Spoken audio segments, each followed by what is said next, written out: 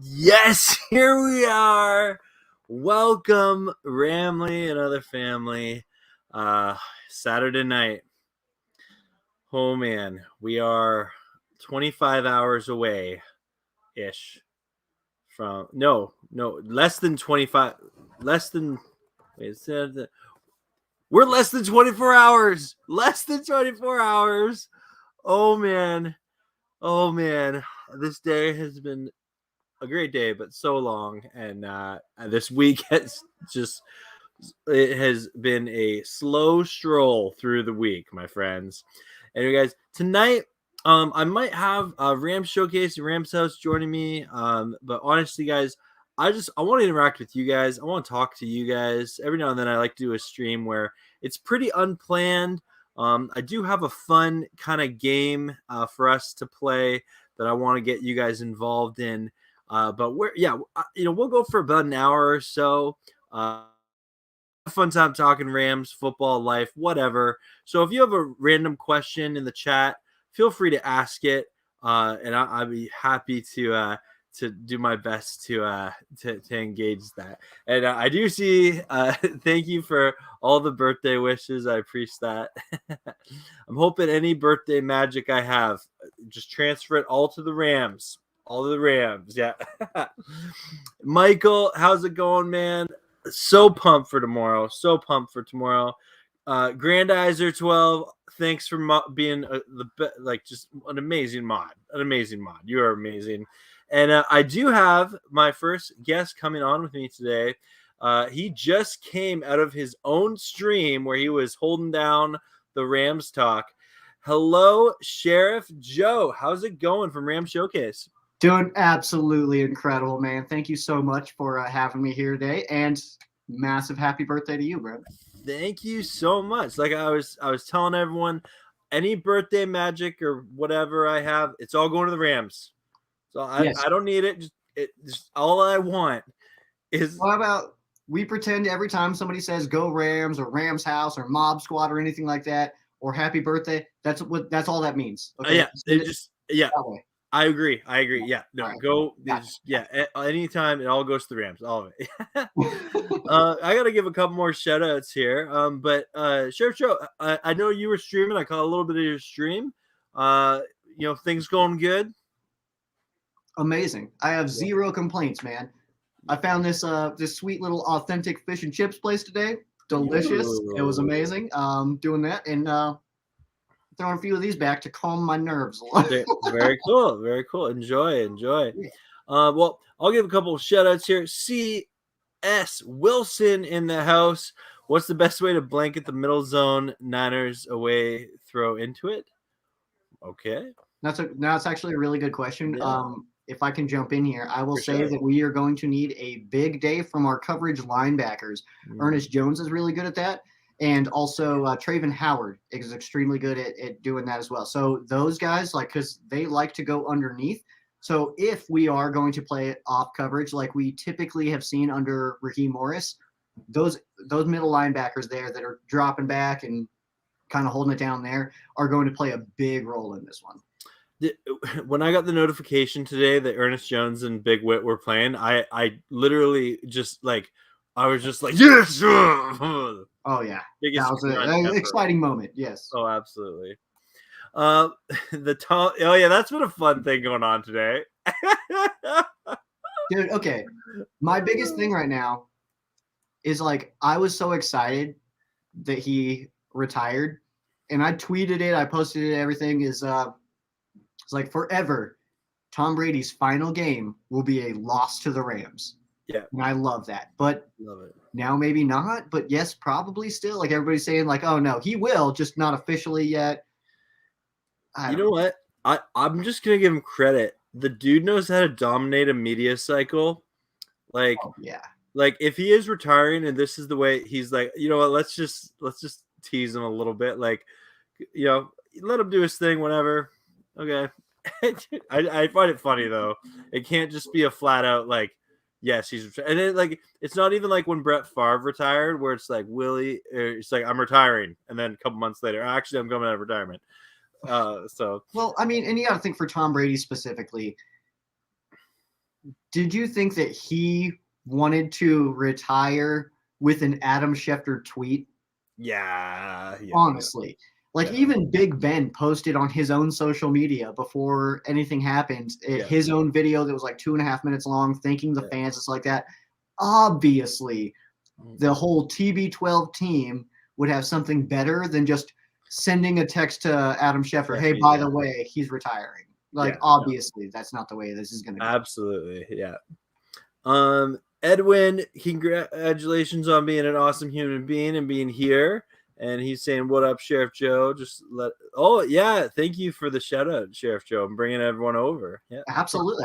That's what we're all here for, man. Rams content. Never got enough.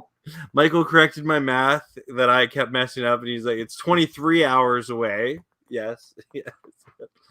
The NFL trolled us. Hello, Nathan and Josh. Horns up. We got Jordana. Thank you so much for that shout out. Jared Ramirez in the house. Okay, I feel like Jared is literally in every Rams stream ever. I'll be honest, I don't recognize the name. So Jared, oh man, what the heck, man? Come over. I see him at Rams house. I see him with Jake Ellenbogen, and I see him like a Ramilia Rams inside. Like I just feel like Jarrett is just he's not a Rams showcase. What the heck, man? Oh man. Dale had a hard time hitting corners. Nick Foles was sneaky good for a couple years like that. Okay. We're gonna scroll down past something. I appreciate all the birthday wishes, guys, but remember that all just goes Rams. Yeah, happy birthday is translate to go Rams today. Exactly. Yes. Do you think Ernest Jones will play? I do. I don't know how much of a role it will be in, but it sounds like he's geared up, ready to go. Yeah. So yeah, it looks like he's not going to green dot. Yeah. But he'll be in. Yeah. Okay. Yeah, I'm really curious to see what they do with, approaching this 49ers run game, because the reality is the past two games, whatever the Rams have done has not worked. Yeah. Like maybe in limited fashion in the first half of week 18. But I'm hoping Raheem and the defensive, coaching staff are cooking up something better, especially, if the 49ers are going to run 44 times down our throats again, we can't have that now. Well, and that's what Shanahan always says is minimum 30 to beat the Rams. You want to shoot for 40 rushes against the Rams, and that's how you beat them, which is true. So I like third down is going to be such a massive storyline in this game. If the 49ers are converting down, that's a problem. The last thing I want is like they run it for like 5 yards, then like another 3, and then they run it for 2, and then they run it for 4, and then they run it for 6. Then there's like an 8-yard run, and then it's a 2-yard run, and then they just do that like all the way down the field, and it's just like, oh, the most frustrating thing ever when your defense just can't get off the field. It's good football, but it's not entertaining. It's true Smash Mouse. Yeah, absolutely. And we are an entertaining team. We like to do the big plays. So when that happens, and then 12 minutes come off the clock as well, it's like, dang, like, where's the excitement, guys? Like the biggest play was 6 yards for real. Yeah. Shout out Edwin, thank you so much for that super chat, man. I will never ask for super chats, but I really do appreciate them. Thank you so much. And yeah, definitely the Cooper Reese Cup is ready, the playoff cup, and I'd love to take 1 or 2 bites out of that tomorrow. So we'll see. Oh man, Sheriff, do you know about the Reese Cup? Do you know it? Only from what you've kind of told me in passing. I haven't been there for. Yeah, I know, because you normally watch the game with your friend, which I support. But for everyone who watches on the watch party, they know that whenever Cooper Kupp scores a touchdown, I eat a Reese's Cup. And there's many other Ram fans that join me in the chat. People will tell me like I'm eating a Reese right now. All right, I got you, man. I'll I'll participate. I'll Yeah, stop with some cups. The goal is for Cooper Cup to get a sponsorship. Like, I want Cooper Cup in a Reese commercial. That makes sense. It makes so much sense. It really does. Well, we'll start this. We'll get the big push going, man. Every time I'll go get for all our whole squad that we watch it with out here in Colorado. I'll go get some. And every time Cooper Cup scores, we'll make it a thing. Perfect. Yeah. And a subscriber sent me this half-pound Reese cup, and I ate it. Like they asked me, they're like, when Cooper Cup breaks Calvin Johnson's record, eat this whole thing. But it didn't happen. So then I turned it into the playoff cup, which I like anyway. So, but because I can't eat that whole thing in one sitting. Amazing. Well, not with that attitude. You can do it, man. No, it's with my just, I try to live a balanced lifestyle. Do it. Oh man. Anyway, back to these comments. We missed a bunch here. Sorry, folks. Wildman Samurai, another one who's often in Rams circles, and I think the Rams take their frustrations out on the 49ers 34-17. Okay. I'd be okay with it. I wouldn't complain. That'd be amazing. Willie, shout out to you. And in the words of Remelia, Remulators, mount up. Man, okay, Sheriff Joe, before we go on, there's something I want to try with you. Okay. I didn't tell you about this beforehand because I knew you'd be okay going with it. It's a segment I've been thinking about doing on this show for a while, but I've never actually done it. It's called Good Idea, Bad Idea. And so I have assembled on my Google Doc beside me some hot takes, if you may, or some comments that I have found on Rams fans Facebook groups or Reddit pages, or I maybe heard it from like a mainstream media journalist, and it is a take, and I want you to say good idea or bad idea, and you guys watching, I want you guys in the chat say good idea, bad idea, okay? And some of these are more controversial than others, but some of them I I think are ridiculous. But anyway, we're gonna try this here. So the first one, pretty level-headed here. For this Sunday's game, the lead running back should be Sony Michel. Good idea or bad idea?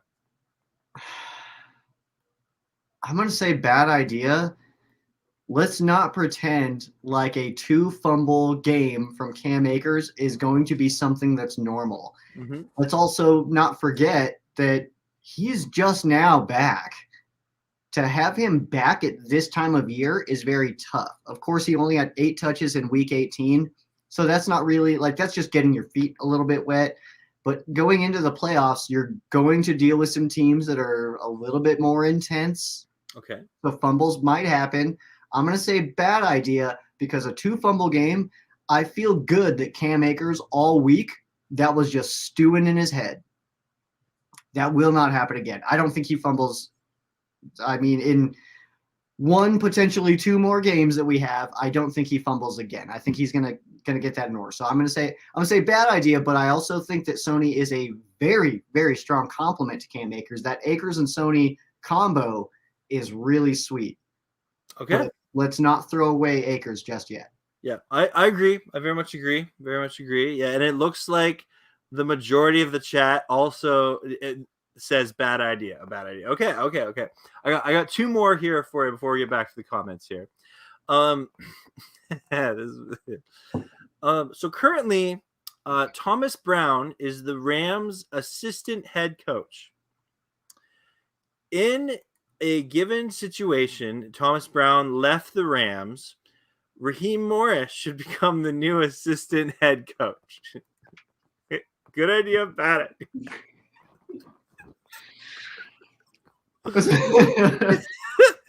Bad idea. What are you talking about?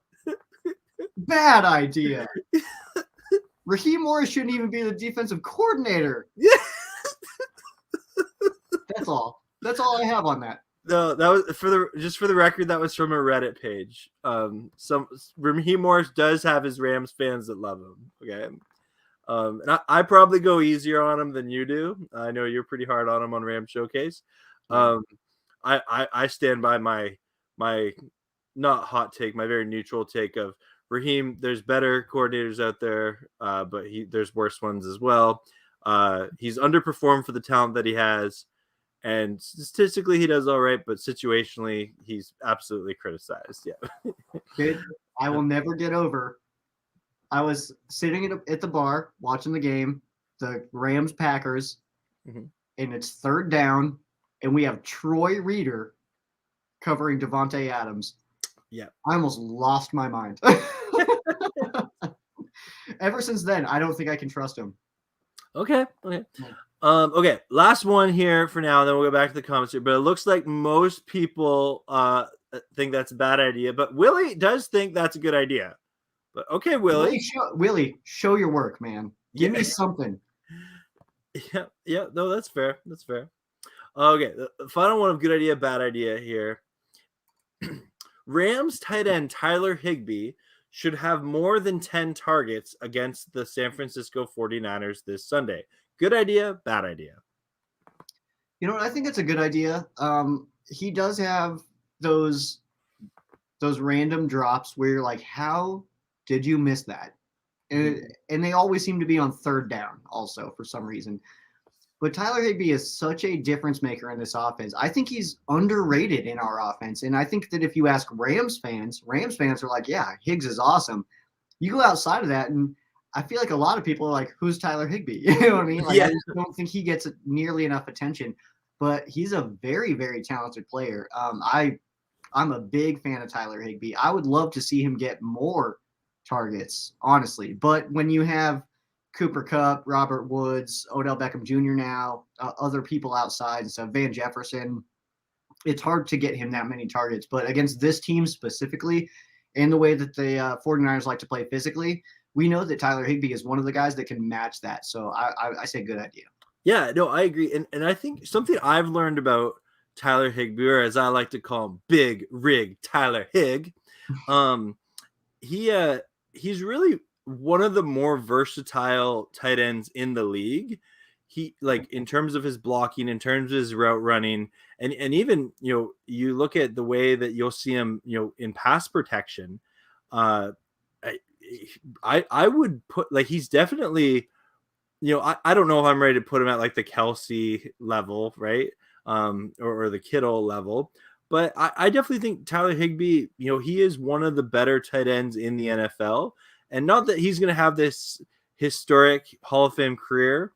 I think, at the end of Tyler Higbee's career, it will be, he was a solid player. Well, and what's interesting about it is like the Rams specific franchise history at the tight end position. I think there's a very strong argument that you could give right now that Tyler Higbee is the best tight end the Rams have ever seen.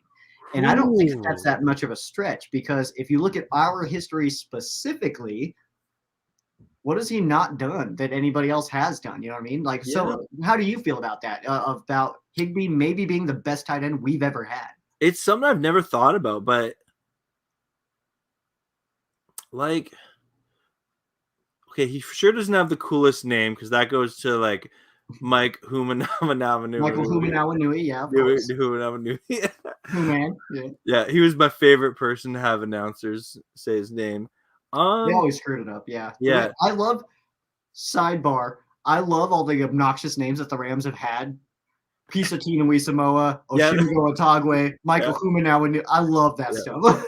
I love it whenever you see they have to shrink the font on the jerseys to get it on the jersey. That's how you know you have a good name. Yeah, Pisatina Wisamoa too, because he was number 50, so his nickname Hawaii 5-0 was like my favorite thing of all time. Yeah. Love it.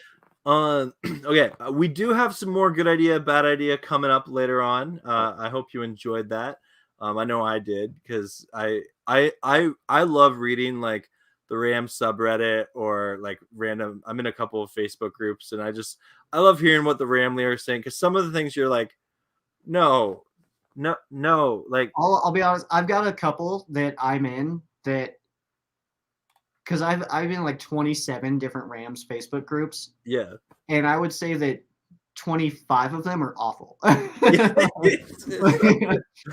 I'm not trying to take shots at anybody here or anything like that, but there's a couple that I'm in that I'm like, okay, this is where the good conversations can be had. Yeah. Okay. Yeah. So I'll hit you up. Yeah. All right, I am sorry if I missed your comment or question, guys. I am going to do my best here. I love that you guys are playing good idea, bad idea with us. But AMS here asked, is there okay, wait.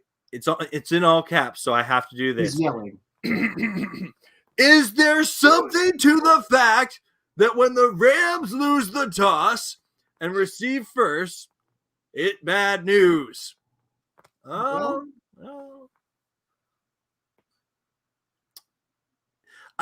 I never like to give the coin toss credit, to be honest. Yeah. Like, I'm one of those people that coin toss is part of the game. If you start with the ball first, ideally you go down the field and you score, you get your offensive, like, even if you get a field goal on the first drive, that's a good start to the game, right? Probably the best start of the game is like you get a kickoff return for a touchdown. But in regards to if like the strategy that everyone's like, that literally everyone does, where it's like we defer so we get the ball in the second half, right? And it's like, okay, cool, because that gives you the chance to have the ball last in the first half, double up your points in the second. Like, it's good strategy, I get that. But at the same time, like, it's part of the game, but I don't think the coin toss decides the game. Well, and we heard different area of that like Jeff Fisher used to talk about that. It was good when Jeff. Yeah, but Jeff Fisher used to talk about, he always liked to defer, especially on the road, because you would get the ball to start the second half, and a lot of the fans are still not at their seats, so you get a nice quiet drive to start the second half. And I thought that was such an interesting answer to that, of like, why do you always defer? And he's like, because if you're at home, it's nice because you still, like, you have that chance and, whatever. But on the road specifically, not everybody's in their seats yet, and they're kind of filtering back in while you're ending your drive. I thought that was kind of interesting. And then, of course, you get the chance to, or the hope, I guess, of scoring near the end of the first half and then getting the ball right back. So I don't know. I don't know if I would put that much into it, because either way, you gotta turn your possessions into points, And the more that Johnny Hecker is not playing and just holding for extra points, the better. You know what I mean? Yeah. So just gotta do it. Also, shout out Jeff Fisher. Congrats to the return to coaching. Yeah. Did you see that? I did see that. Yeah. I was like, what? Like, as long as it's not the Rams, I'm okay with it. Yeah, they also got the what I used to call the college Jeff Fisher, Kevin Sumlin, in that same league. So there you go. It'll be some real highbrow content as far as the USFL goes. Yeah. All right, let's get some more comments here. Question here from Edwin: would you trade Kupp for Devonta Adams or Michael Thomas right now? No. I like, the answer is no, but I'm gonna play devil's advocate here a little bit here. Michael Thomas, given his current situation, I honestly think, because the Saints are in such a bad cap situation, that like Michael Thomas is tradable, like like lower than you'd expect draft capital. Like, if DeAndre Hopkins goes for a second round pick, I could see a fourth or a fifth round pick for Michael Thomas, and the Saints take that. Yeah, it's like he's not doing anything for him, right? Now, okay, and Adams has his, like, he's a unrestricted free agent this year, so they'd have to franchise tag him. We'll take that out of it. Is it a fair trade? Again, great player. I would, at this point in his career, though, I take Kupp over Adams. Yeah, no, I wouldn't trade that. Yeah, just to talk it out for Edwin there. What people don't realize, and I think it's a very underrated thing when you talk about Cooper Kupp and Devonta Adams, they are literally the same height and weight. And I don't think people understand that. They're both 6'2", like that. It doesn't make sense to me that everybody just kind of like puts Kupp in with those white wide receivers of Edelman and Amendola. Like, that's not who he is. He is literally the same height and weight as Devonta Adams, and I think he's a better route runner. I think there's still this thing that Kupp is just a slot receiver, which Ram fans know he's so much more than a slot receiver. And definitely, like, if you go back and you watch Kupp's career, really the only time he was like in the slot a lot was his rookie season. Outside of that, he's been injured, right? But he's been moved around from the outside, both inside and outside the numbers, the slot position. He's been going out of the backfield for a while now. Like, this isn't new if you're a Rams fan, but I remember I had a friend who's a Bills fan, and he was watching it, and he's like, "Man, when did the Rams start using Kupp out of the backfield?" And I'm like, "It's been a while, like for a while." But a lot of people that don't watch the Rams all the time don't see that, right? Yeah. No, Kupp is so awesome, man. I love having Cooper Kupp. Love Kupp. It's fun. Higbee should get much. Yeah, Michael, we agree. Let's see here. 49ers gang, thanks for stopping on by. Appreciate you. Good luck to your team tomorrow. Obviously, we're hoping the Rams win. It's in the title, but we appreciate you coming in. We're not an exclusive gatekeeping club, and we welcome opinions, unlike our own, but we try and do it in a respectful manner. What's the final score going to be? I've been saying all week, and again, I will always predict the Rams to win because that's who I am. I'm an optimistic, biased Rams fan. So come at me. That's what I am. Okay, that's what I am. I've cheered for this team my whole life, and I will continue. They're finally good, and I will continue to pick them to win every game. I actually think this game is going to be a pretty good game and a higher scoring game. I am thinking it's going to come down to the wire. But again, I'm like never right on my score predictions, even though I was off only by 1 point on the last game. So just saying. I am predicting 38 to 35 Rams. That's a lot of points, man. Yeah. I don't know if that 49ers offense is even capable of that many points against this Rams defense. I'm going 27-17. Okay. I think that it'll be very tight most of the way through, but Jimmy, I think, throws a fourth-quarter interception, and we kind of separate. That's what I'm going with. And I'd be okay with either of those outcomes as long as the Rams win. Yeah, just more points. It could be 2-0. I don't care. yeah. No, absolutely. Okay, we're coming down here. Let's see. How come the 49ers lose to the Baltimore Ravens in the Super Bowl? Not sure what you mean by that, Willie. But yes, they did lose to the Ravens in the Super Bowl. Yes, the Harbaugh Bowl. Here's an interesting question coming on here from Jake. And Jake is our resident Bills fan, which again, I hope you're doing well, Jake. Tough loss, man. But he asked, how would you guys change the overtime rules? I'm one of those people that's like, let's think outside the box. Like, let's have each team's punter. They have to punt from the 50, and whoever gets it closest to the goal line without going over wins, or like OT or something. I'm all for trying something like that. Realistically, though, what I think they should do I actually like what they have in the regular season. Even though I don't like ties, I wish there was some way we could break it, like with what I like to call like the punter's challenge. I think it'd be cool if maybe in the playoffs they play out the entire 10-minute period. So if a team does score on the open drive fast, the other team does have a chance, to rebound. And I understand, and it bothers me when I hear, your Colin Cowherds or Rich Eisens when they say, the defense has to show up.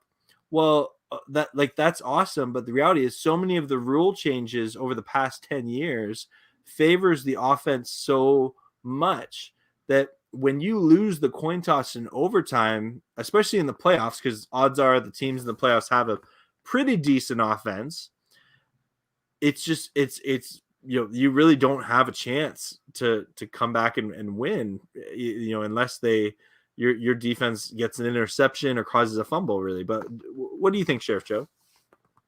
I agree with just adding a quarter, but I think it should be 15 minutes. You add 15 minutes and the score at the end of that, because 10, I think, is a little too tight, because I think that a team like the 49ers, who the Rams are playing tomorrow, can eat that whole 10. Yeah. And I to eat 15 is almost impossible. I don't know if anybody's done that. I'd have to do some research, but I think that just adding a 15-minute quarter and the winner at the end of that would be the winner. But I think that keeping it for the regular season right now, where 3 points, game continues, touchdown, game over. The regular season, I don't mind that. But I think for the playoffs, because it's ultimately, and Jake, by the way, Bills fans, I love the Rams. The Rams are my favorite team. The Bills fans, the Bills are my favorite fan base. Like, I love the Bills fans. And I'm Bills choosing is legit. Bills game next year because of Bills fans. Like, that's what I'm doing. I'm going out to SoFi for that game because I want to go party with Bills fans. That sounds amazing. But I think that, like, it's extremely unfortunate that we didn't get to see Josh Allen with the football again after he put together some amazing stuff near the end of that game. I just don't think that that's really fair that he did that. He scored with 13 seconds to go and then didn't see the field again. I just don't. Yeah. I don't know. It's hard to say that the Chiefs were the better team that day when Josh Allen did not get another chance in the overtime period to match it. I think it's a little jacked up. No, that's fair. And quick, do you think my punter's challenge idea has any weight to it? You know what? I like it because it's super weird and off the wall. Like, I almost would love, like, because I don't like I wouldn't want to bring the college rules into it necessarily, where you just start at the 25. But I almost would like if you started at the 50, like both teams got a shot from the 50 or something like that. You know what I mean? But yeah. Or if you started like field goals back and forth. 20, yeah, no, that'd be fun. Yeah. And 30, like, and something so off the wall. Yeah. That I think would make it a lot more exciting. Something like a shootout in hockey, which is the best overtime. I love a good shootout in hockey. Absolutely, yeah. So I think like a kick out, if you may, something like that. Yeah. Okay. So there's hope. There's hope one day, maybe. Thanks everyone for all your questions and comments. I'm sorry, man. Paul asked a question, and I love questions. Paul knows I love random questions. He said, "Would you rather give up showering or brushing your teeth for the rest of your life?" Oh, man, I love the feeling of a nice warm shower, but I also love a clean mouth. That's a tough one. What alternatives are available? Yeah, like, is it bathing or just showering? Yeah, because like you have like you just toss yourself in a lake or some soap and snow if it's the winter. I mean, I couldn't tell you the last time I took a bath, but like, if that's an option. Yeah, no, yeah. You know what? I think I'm gonna go with showering. I like a clean mouth. I don't know if I have an answer. Okay. We'll let Joe. Showering is where I get most of my show ideas. So I don't know if I could get Rams Showcase would just go way down. It's like, yeah, absolutely. This is Rams Showcase. I don't know what to talk about. What's funny about it too is, like, I'll talk to myself, but I won't talk out loud to myself. I do something which is way worse, which is whisper to myself, which is way more creepy. So I'm just like in the shower, like cleaning my hair, like, which is way worse. So, but I need that time. I need it. Oh man. Grandizer 12, thanks for the friendly reminder, everyone. We will have a watch party tomorrow. Sheriff, you're doing pregame tomorrow, right? Correct. I always do pregame. We will be doing another giveaway. We did a giveaway last week with the closest score prediction. I had somebody who was only 4 total points away, 2 points for the Rams, 2 points for the Bucks. Their prediction was 25-28. Wow. So they were the winner. It was Rachel who won the giveaway. We will be doing that again though. Closest to without going over until we hit like 14 points and everybody's doing a terrible job. Then we'll just go closest to. Man, I should have got because I legit predicted 31-28. Oh, you would have been right there, man. I could have won. Man, okay. Well, I better show up to your pregame tomorrow and get my win in. And so should everyone watching. Let's see here. We got some. Hey Ray, he's got a nice comment here. He says, I'm proud to say I'm a Rams fan. I'm definitely not a bandwagon fan. I'm tired of some 49ers fans making fun of Rams' small fan base because it's actually a good thing. And you know, something I've just, you know, really appreciate, like with the ticket thing this week that happened that got way overblown. It was not as big of a deal as what it's made out to be. The Rams fan base, like, you know, you and I have talked about this before, how it's growing. Because the team has been relocated so many times, we kind of have had to build up the fan base. Like, there's fans like us where we're essentially like, we're not regional fans. Like, we became fans of the Rams for kind of different reasons as opposed to being geography located close to where the team actually was. And so I love that, you know, I love that they're in LA. There's a lot of fun things that there's sometimes I'm like, okay, come on, Rams. Like, why are we doing this marketing stunt thing or something like that? Yeah. But I will always treasure the years they were in St. Louis, and like there is the human aspect that you have to separate from football of like, okay, like when they left, a bunch of jobs left. Like the city of St. Louis lost 2 football teams. Like that hurts. And like there's that human aspect of it. And so I can empathize with that for sure, but it doesn't change my fandom for the Rams. And you know, I'm thankful they're in LA, and I think there's some really cool things. I'm still not the biggest fan of the new logo. And I'm, you know, if you know anything about the Rams, they're probably going to get a new logo in about 10 years anyway. So, yeah. But, yeah, do you have any thoughts on this? I do. I became a fan of the Rams when they were in St. Louis. But I am one of the weird people who became a fan while they were in St. Louis and also am excited that they're in Los Angeles. I didn't want them to move because there was something like a weird point of pride of me knowing that I was like the only Rams fan out here. You know what I mean? Like being in Colorado, nobody was a Rams fan. Like I was like a novelty, and I liked that. And then they moved to Los Angeles. They go all flashy, get a beautiful stadium, fancy new logo, obnoxious uniforms, you know, go the complete opposite of everything they were in St. Louis, it feels like. And I don't know. I like it though. I like the attention that is here now. It's kind of fun. It's exciting. The logo, I am not necessarily, I have it literally on my hat. You have it literally on your shirt, and we're talking about how we don't necessarily love it, but hey, it represents our squad. So yeah, absolutely. It is. I kind of like it because the Chargers showed up.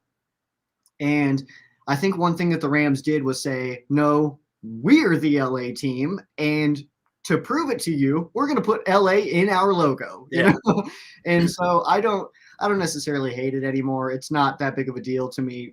I love the color scheme. It's one of my favorite things ever. Like the second I saw the colors, like this is absolutely incredible. Mm-hmm. So big fan of it. It's cool to have new fans. I'm one of those weirdos too that say, I don't care if you can tell me the middle name of Matthew Stafford's third daughter, or if you only know that our quarterback is number 9. I don't care. Everybody's welcome. Yeah. As long as you're rooting for the Rams and getting loud at SoFi, it's good with me. Absolutely. And I'll continue to say that the new uniforms, especially the royal blue, they look best in SoFi.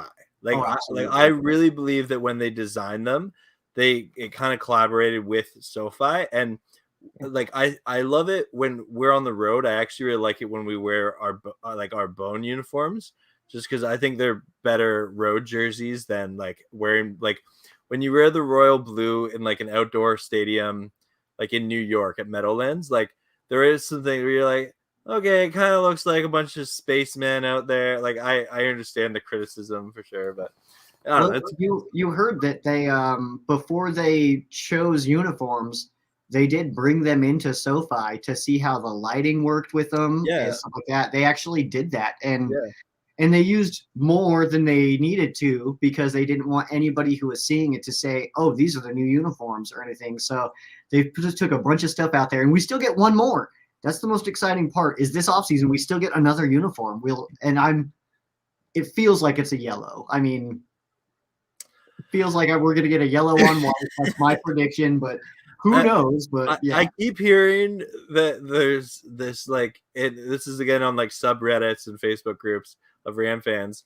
That there's this demand for like a Rams black uniform base, which like I've seen some cool looking fan art, but in practicality, I don't want a full black uniform. Like at no point have the Rams ever had a black uniform, right? It's cool as like a novelty thing, whatever. But no, I would actually be pretty disappointed if we got a black and not a yellow. I think that would be a bummer. Like I'm sure it would be cool and stuff like that, and I would still buy one, whatever, because I'm in this weird space where the Rams can drop whatever they want, and I'm like, all right. Yeah. But no, we don't need a black. Yeah. I am sorry I'm behind on these comments here, everyone, but we're gonna I'm probably gonna miss a few here. But question for Sheriff Joe: does he have a game day tradition? And I believe you do. I've got a couple. I mean, I kind of do the same thing every time. I'll have to. I actually was gonna talk about it on my live. I forgot.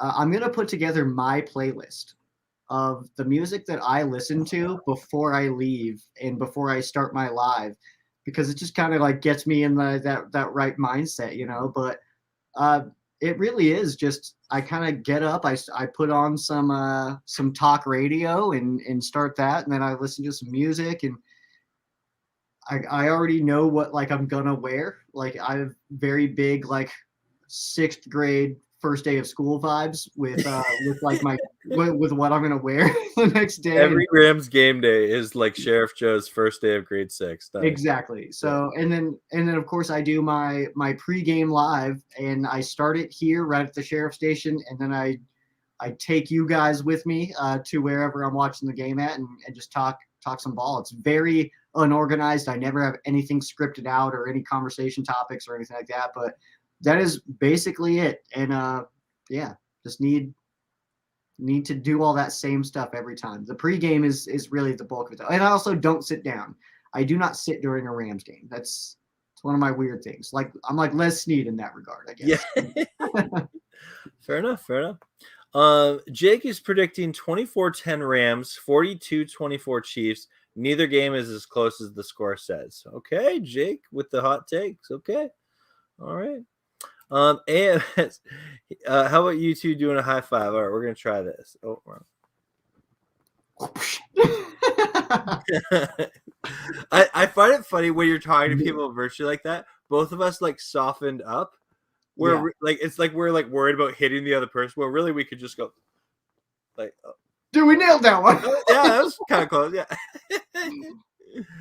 Oh, yeah. Hey, you punched me in the face. That's awesome. Oh, the world we live in. Anyway. Yeah, weird. It's a bot. We gotta get rid of that somehow. Good comment. Some Von Miller will be the first 2-time defensive Super Bowl MVP. Ooh, Paul coming in hot. So. I'd be okay with it. Yeah, sounds awesome. Yeah. Willie is predicting 45-17. Big old dub, love it. Grandizer 24-20 for the Rams. Okay, love it. And Michael likes the OT rules. They should stay as is. Okay, all right, that's cool. Hey, everybody's like, no opinion is wrong inherently. That's not possible because you believe it to be true. That's your truth, whatever. But I it feels weird that Josh Allen did not get another chance. Yeah. That's all I can say, really. And we can say also, we can lie to ourselves and say defense wins championships, but look at every head coach in the NFL that's still remaining. We got Sean McVay, Kyle Shanahan, Andy Reid, and we have Zach Taylor. Yeah. Defense does not win championships, clearly. It's offense now. It's a new world. Absolutely, yeah. Yeah. And it's man, you even look at like the coaching in the final four teams. Mm-hmm. Each of them is their own play caller, offensive minded guys. Like it's been so interesting, and we're gonna get on a tangent here, I know, but it's been interesting following the teams that are in the hiring process for a coach. It's interesting to me that it's almost like fan bases are nervous their team hires a defensive coach. And I've heard like there was a Broncos channel, Orange Weekly, that I listened to, and they give a really good explanation of like, we've had defensive coaches. It's frustrating when you have to get a new offense if your offensive coordinator gets hired somewhere else. And then just for developing a quarterback, because it's really hard to make it in the playoffs and win in the playoffs if you don't have a top tier talent at quarterback, right? And it was a really great point where it's like he was frustrated at the idea of hiring a Brian Flores just because he does have the defensive pedigree. Nothing personal at all. It's just like he really wants someone who can take this team to the next level. And in a league that's so dominated by offenses now with the rules, do you really want to invest a ton of money into your defense and your defensive head coach? Because there's just not that many in the NFL anymore that can make it, right? Like Sean McDermott and Bill Belichick, they're up there. But who else? Well, and what I love, by the way, about the Broncos hire is that officially means that a McVay branch now has a branch. Yeah. And so I think that's super cool that the McVay tree now is not just Staley, Taylor, and LaFleur. Now that it goes McVay to LaFleur to now Hackett that are getting jobs. And I think that that's really, really cool to see. Yeah. Shout out Tommy, good to see you, man. And Drick Smith, the Eminem Mix fan, good to see you as well. Oh, we got some 49ers fans in here. All right. Welcome. Yeah, welcome. Yeah. They can laugh all the way. Hey, silly fun guy, good to see you. He is predicting 21-14. Oh, still a fun guy. Still has one of the coolest names on on YouTube. Absolutely. Okay, let's see here. Coach T. Bates. Good to see you, Coach. Payo, do you think the most important thing in the NFL is to win no matter what? After you answer, I will type why I asked that. Okay. So a loaded question.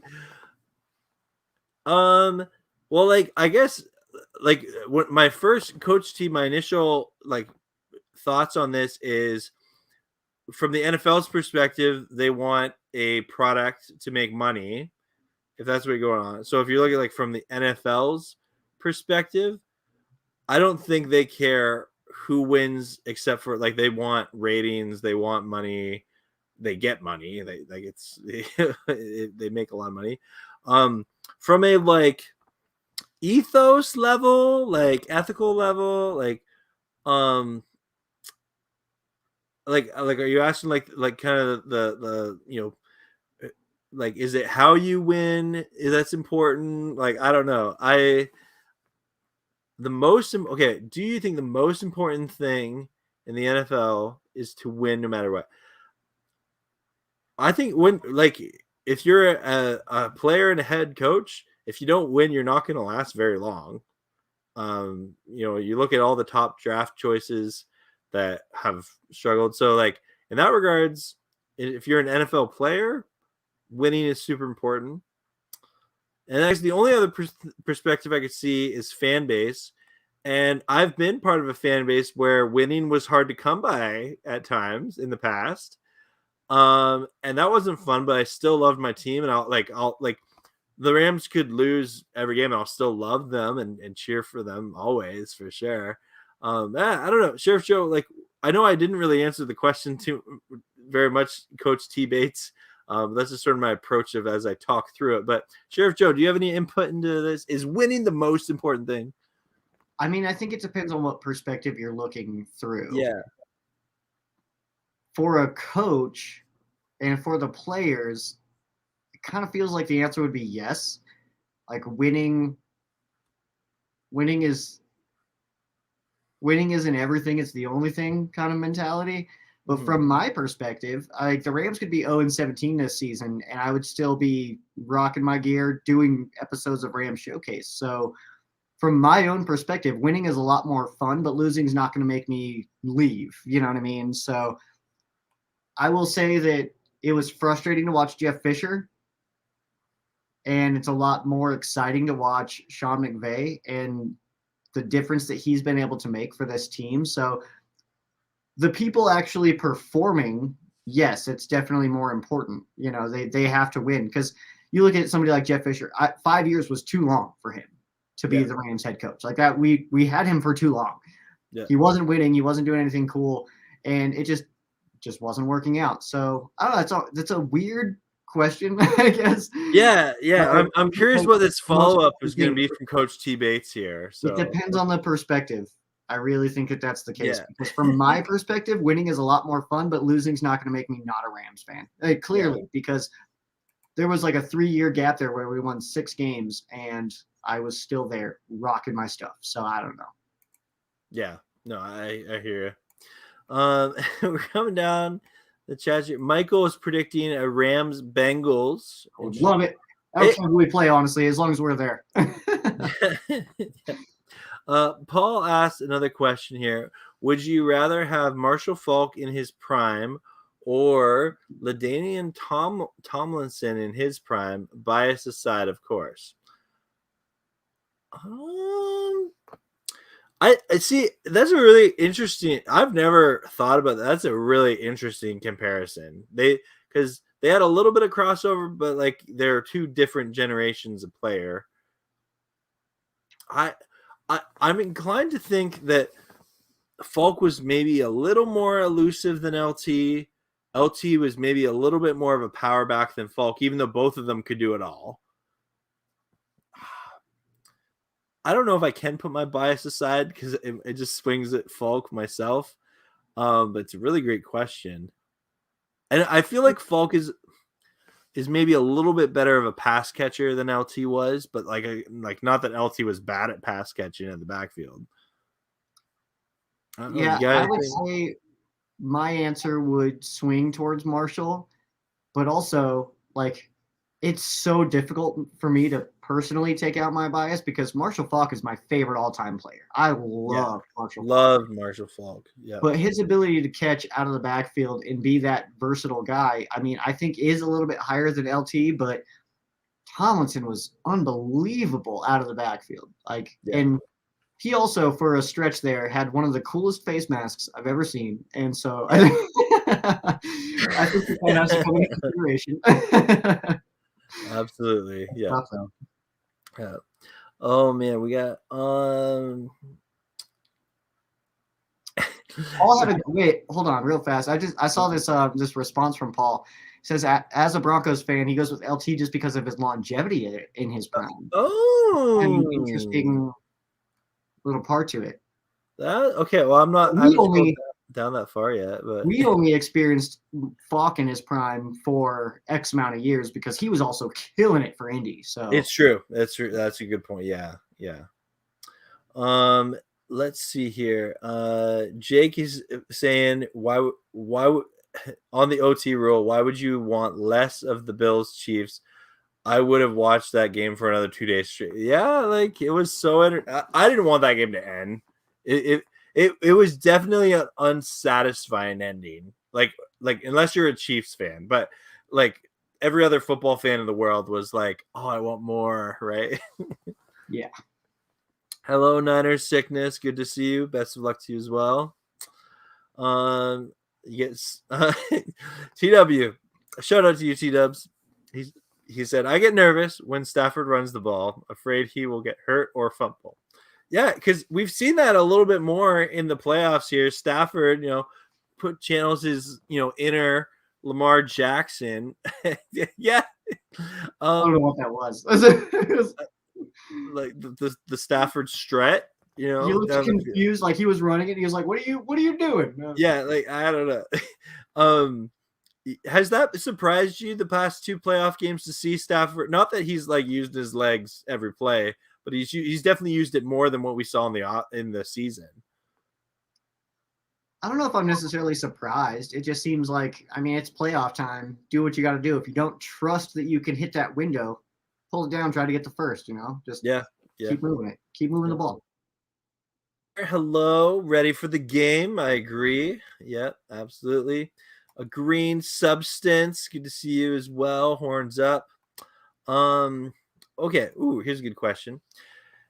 How do you both feel about putting Gaines, Robinson, Bobby Brown, and with Donald and Miller on the outside, a 5-man line against the 49ers' potent run game? Yeah. I think a name's left off of that.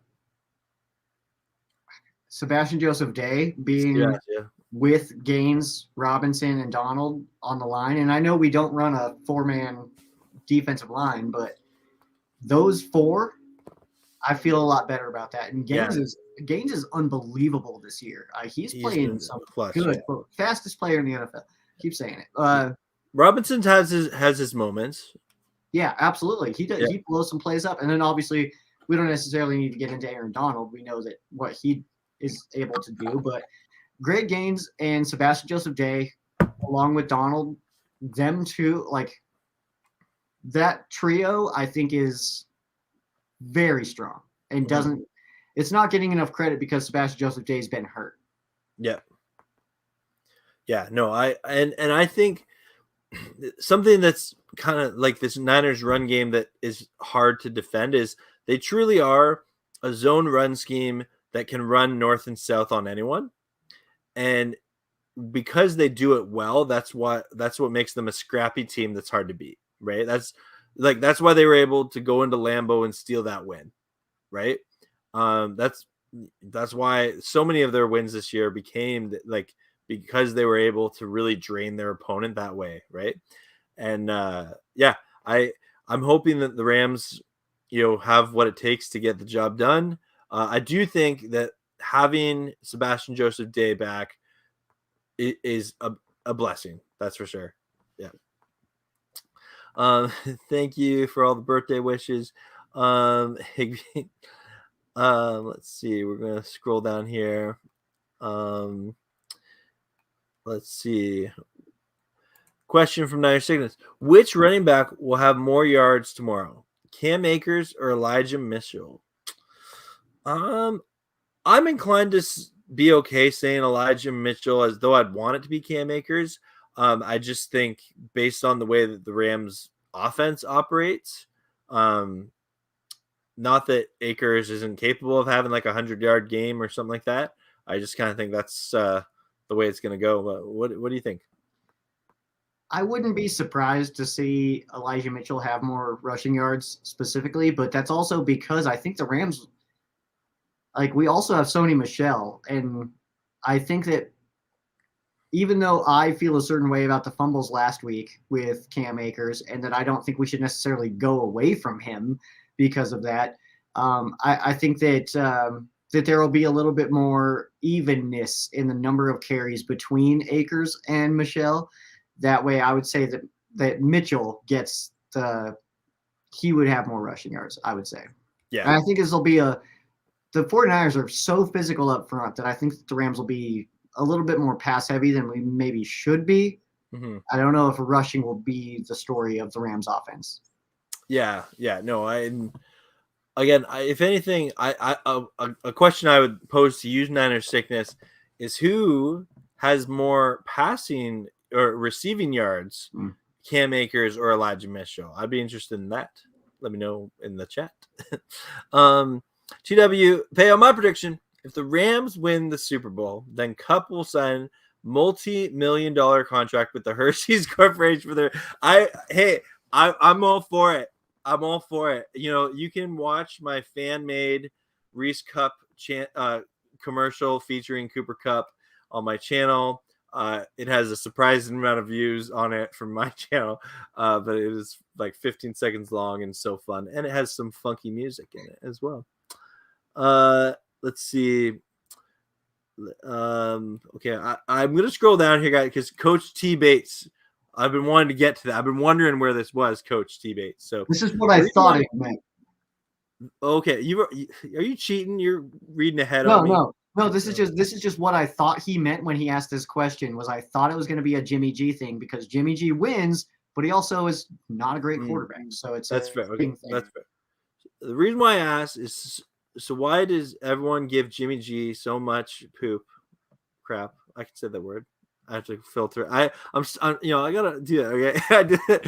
No matter if he throws a pick or a bad win, he wins. So why do they attack a quarterback that has a winning rate? Coach T-Bay. It's a really interesting, thing where it's like if your quarterback wins and he's the reason your team is winning, then everyone's like, yeah, pay him all the money and things like that. But if your team wins and your quarterback sometimes is the reason, then people are like, oh, we could upgrade the position. Like, look at Jared Goff, right? He had a winning record with the Rams, right? Like, there are some scary parallels to Jimmy G and Jared Goff as quarterbacks. Obviously, it's a little bit different, but they have some similar skill sets. But yeah, like, the Rams were a team that were like, okay, we're just, we can win with Jared Goff to an extent, but we want to have our quarterback taking us to that next level. And like I always talk about how the trade, if it did anything for us, it increased our margin of error as a team as a whole, just because of the limitations of Goff's abilities in the quarterback position from an IQ perspective. But yeah, no, Coach T Bates, it's really interesting. So I guess from that perspective of a quarterback, yeah, like winning is a big deal, and I do think Jimmy's gonna get another opportunity somewhere else. But clearly the Niners felt he could move on. They traded up to get Lance. There's also the argument on Jimmy about the injuries, right? And how they say best ability is availability, and he's been healthy this year, and the 2 years he's been healthy, they've made some playoff runs. So I don't know. Any other thoughts on this before we move on?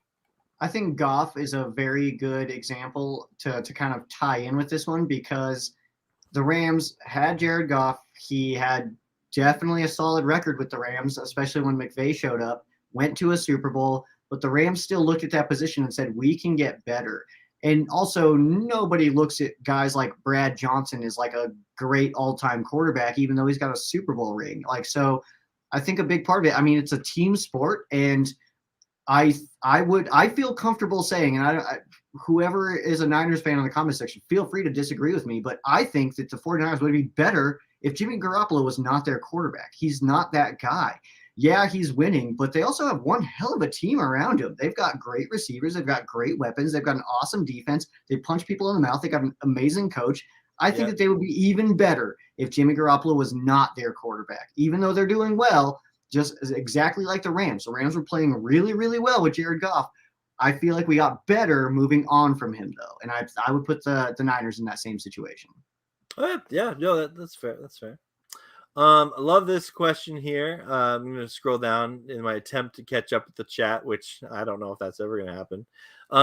Jake, who would you rather coach the Rams, Jeff Fisher or Ted Lasso? Ted Lasso. Yeah, Ted Lasso. Have you seen Ted Lasso? No, I know a lot more about Jeff Fisher, but okay, Ted Lasso is a fictional character on a TV show on Apple TV. He's a high school football coach that gets to go coach a premier team over in England. It's hilarious and heartwarming.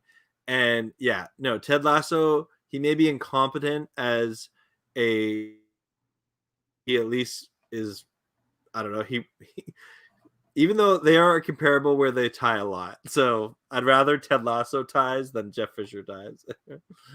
I think Jeff Fisher would be an amazing GM for whatever that's worth to anybody. Yeah, and I think you and I have talked about that before. I think Fisher actually would be a better front office dude than a coach nowadays. He put together a pretty sweet roster for us. Just couldn't coach him. Yeah. And it could be like his coaching style just literally got like old and outdated, right? He didn't go with the times. Yeah. He tried to find an offensive coordinator to save his life. Yeah, he had it in his head of like, this is how you win football games. While the league was shifting and evolving, and he was like, no, this is what we do. And it just wasn't working. I find it hilarious that around the league, like wherever there's Brian Schottenheimer or Greg Williams or Pat Shurmur, people complain about having them as coaches. And I'm like, we had them all. Yeah. All of them under Jeff. Okay, no, Joe, we promised we wouldn't do this anymore. We did it once. We went on like a 45-minute tangent about just lamenting Fisher. We're not doing that anymore. That's cool. Niner Sickness, that's a really great question here. This is really fun.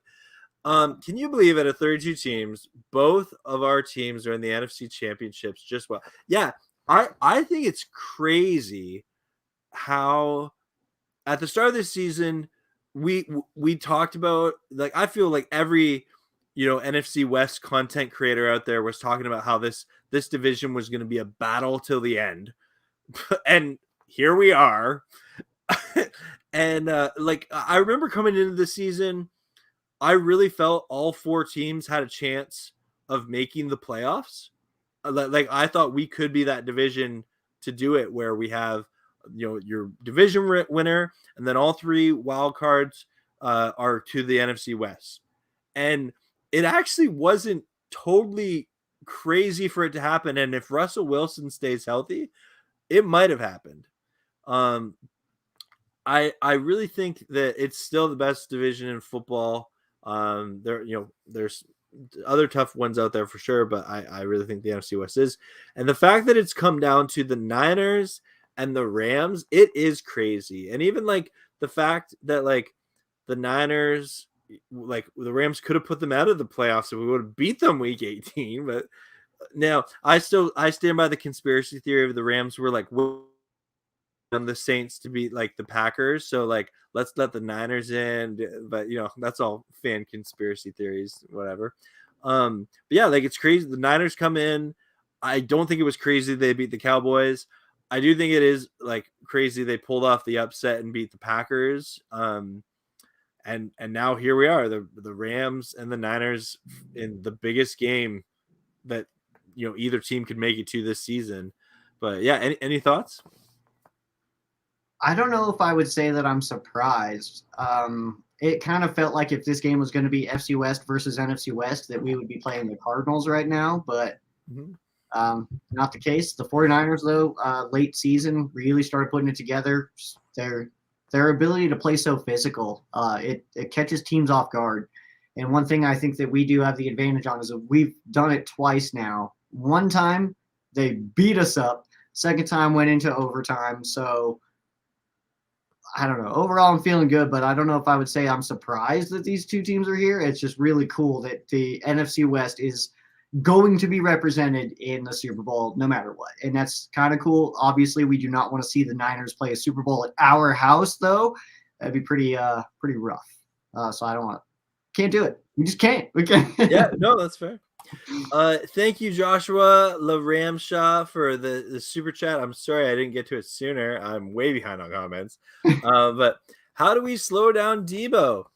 And I'm of the mindset as you don't. Like, he is acknowledged he's that player in the zone. I did, one of the questions for good idea, bad idea was, should Jalen Ramsey just be on Debo all game, just him, just Ramsey and Debo? which I think is a bad idea personally, just because of the way the Niners use Debo. Putting him in a man coverage isn't a healthy solution to him. I feel like it's that, like The Sound of Music, the musical, where it's like, how do you solve a problem like Marie? But it's like, how do you solve a problem like Debo? How do you stop him in the backfield? Anyway, that's my musical number there for you. But I really think like the key to slowing down Debo Samuel is not him himself, but is in fact his quarterback. And if you can get to Jimmy G before he allows Debo to do his Debo thing, that's how I think you slow him down. But you got any other words of wisdom for our viewers? I mean, you treat Debo like other teams try to treat Cup, which is he's going to catch the ball. Just make sure you tackle him. He's physical. Mm-hmm. He breaks tackles. Just got to get after him, man, and put him on the ground. That's it. Yep. Oh, man, looking forward to seeing him on Sunday. Kevin, hello, my friend. He's saying, if the Rams win Super Bowl, will McVay call it quits or take a break from coaching for a couple of years? Oh, yeah, Florio every now and then Florio brings this up. Or will he try and build up? I understand that he's a young, successful coach. And maybe he gets tired of football. Like that's the narrative that Florio tries to paint, right? And he's trying to create a nothing there story, in my opinion, right? Like I think McVay, there's nothing in his demeanor that makes me think he's fed up with coaching. I really think he loves it. I think he wants to be one of the greatest coaches in NFL history, and you can't do that in a short amount of time after winning one Super Bowl. I don't think McVay is content with that. He's going to want to compete every year. I don't see him, I think maybe like way in the future, he would maybe come to the broadcast booth because you've heard people always talk how they want him in there. But I think that's like years and years away. I don't see it. I don't know what that story is all about. I've seen nothing from McVay that would lead me to think that he is trying to get out or on his way out at all. He's young. He loves this game. I don't know what McVay would do with himself without football. So if he left, what does McVay do outside of being the Rams coach? Like I don't know. It's I could see him in the booth, but that's about it. He likes the game too much. I don't know. I think that when he's like, he really looks like he'll be the Rams coach for a long time. You know what I mean? Like a long, long time, and then probably just get into broadcasting. Like that's just, I feel like that's his path. I don't think he's anywhere near it though right now. No, I agree. Yeah. Shout out Remelia Sports Report. Remulators mount up. He's saying props to my Rams brother, Payo Time Chef Joe Bags. One more day until we're Super Bowl bound. Playoff Stafford activated. Horns up. That's what I like to hear, Amelia. Absolutely. TW, question for you both. Do you think McVay has finally learned his lesson to still play aggressive until the end of the game, even if up by a significant lead? I hope so. Yeah, me too, man. Yeah, like it's one of those things. This was another. Okay, I'm not going to get into it now, but I had another good idea, bad idea, but I wasn't sure how to phrase it. Someone did point out how this team has not yet cracked 40 points this season, and how we're still one of the highest scoring offenses, but we haven't had a game where we put a 40 burger or a 50 burger like some of these other teams, and they were making the argument that's a concern about the Rams not knowing how to, just put people out of their misery, so to speak, right? Which I think is a fair criticism of the Rams and McVay, totally. But I don't know. He's still, a great coach, and I'm optimistic that he can, put a game away still. I don't know. It's kind of an interesting thing because he does clearly have that in him where he will kind of soften up a little bit. But I think also we've seen that where he does not kind of try to control the game clock or anything like that in the second half. We've seen that bite him as well. So I don't know if there is necessarily an answer to that, but has he learned his lesson? That's hard to say.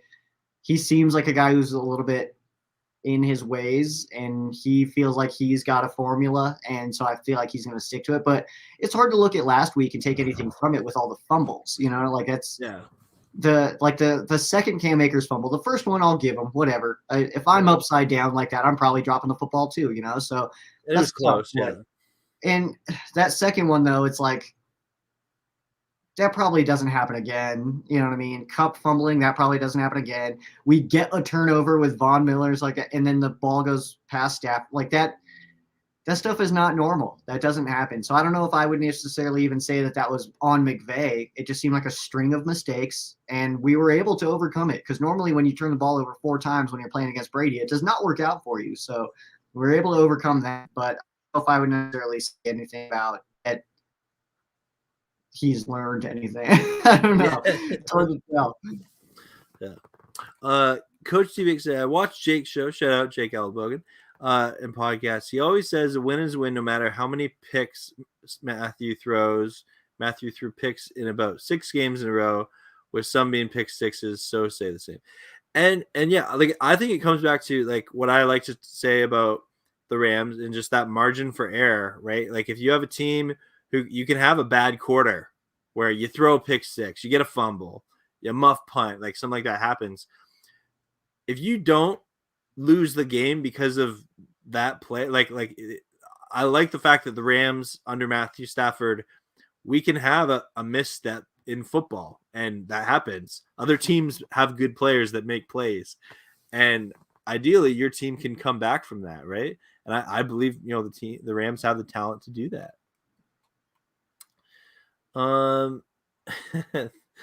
Shout out to Jarrett. Thank you, Jarrett. You can I appreciate that. Let's see here.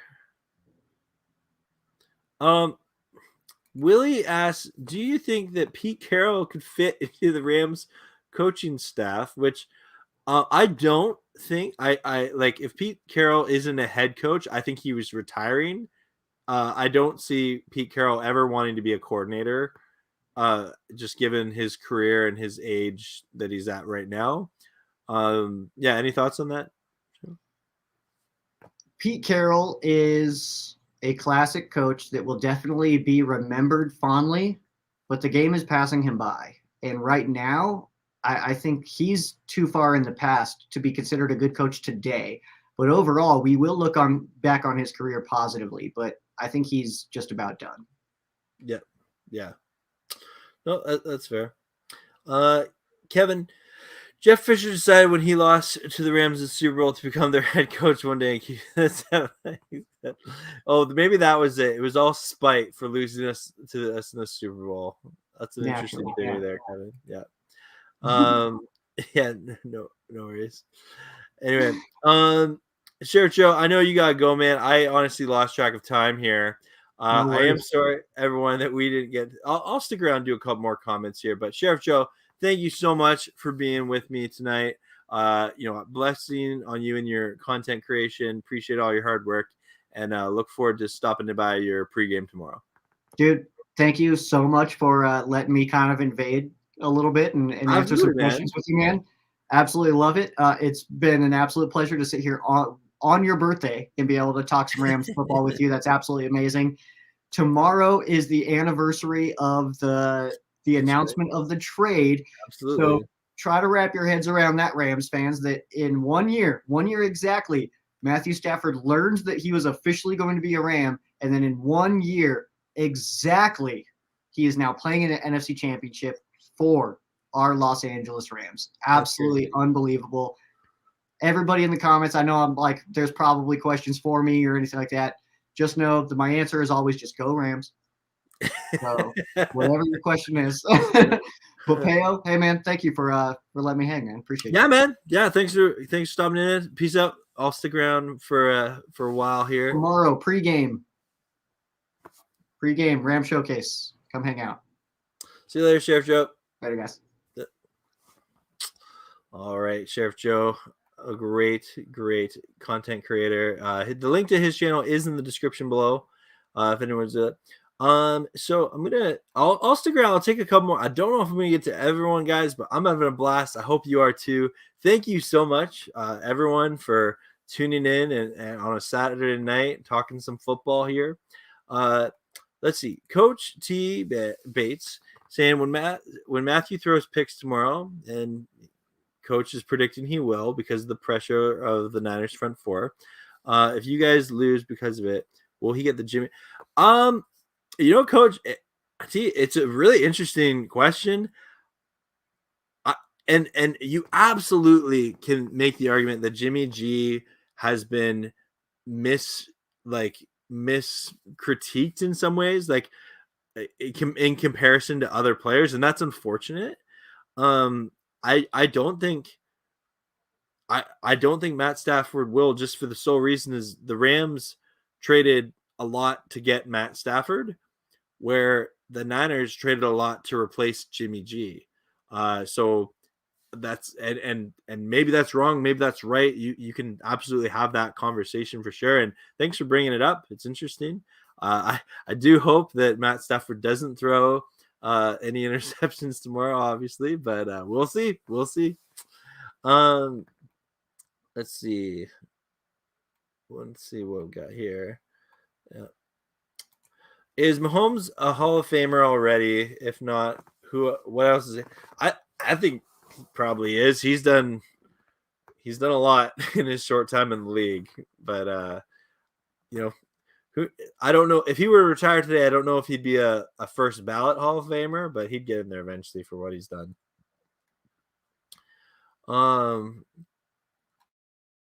Why does no one even talk about the 49ers holding Rodgers? Yeah, no, dude. The 49ers defense was lights out that day. In that temperature for sure. Yeah, Coach T, I appreciate that you're sticking up for your team there. Interesting. That's really cool, man. Yeah. Thank you so much. Joe looks tipsy. Yeah. Thanks for the $2 super chat again, man. That's awesome. At the start of the season, it was said which two teams from the NFC West would play in the NFC Championship. I would have said the Seahawks and the Rams. The fact that the Niners are playing, the Niners have shocked a lot of people. The reality is they've been one of the hottest teams in this latter part of the season, coming in. Now, I don't call the Cowboys game a total upset just because so many people were picking the Niners over the Cowboys, and I think from that game you saw why they picked the Niners over the Cowboys. But I do think absolutely like huge upset, like one of the biggest upsets we've seen in recent history in the playoffs too, for the 49ers to go into Lambeau and knock off Green Bay the way they did. Incredible. Let's see here. Mahomes surpassing Len Dawson all time. Great as your 12. I love that you bring in these little factoids. That's great. In your opinion, which team has better offensive line, the Rams or 49ers? I love the Rams, but I give it to the Niners, my honest opinion. That's interesting. I have to be honest. I haven't, I've watched the 49ers. I haven't tracked them as much in regards to that. I definitely think they have probably a better run often, like in terms of how they run block for their running backs. They're one of the best in the league, if not the best. In pass protection, though, like the Rams have kept Stafford pretty clean at times. They've had some stinker games, but in general, they've still been a pretty decent line. Maybe a slight edge to the Niners there. Yeah. We'll see. Sean McVay could be a long time. Yeah, absolutely. Block you there. Get rid of those bots. Oh man. Who you want coaching the Ram? Urban Meyers or Sean McVay's wife without any input from McVay? Well, I think he's still his fiance. I don't think they're married yet. Sean McVay's wife without any input from McVay, because hopefully they talk about it in passing or something, or maybe I would still trust her more than Urban Meyer. The Sheriff Joe make it look a little bit like the Niners OC Mike Daniels? Maybe a little bit. I don't know. We'll have to look that up. That's funny. Thank you so much for that, Jared. I appreciate that spam.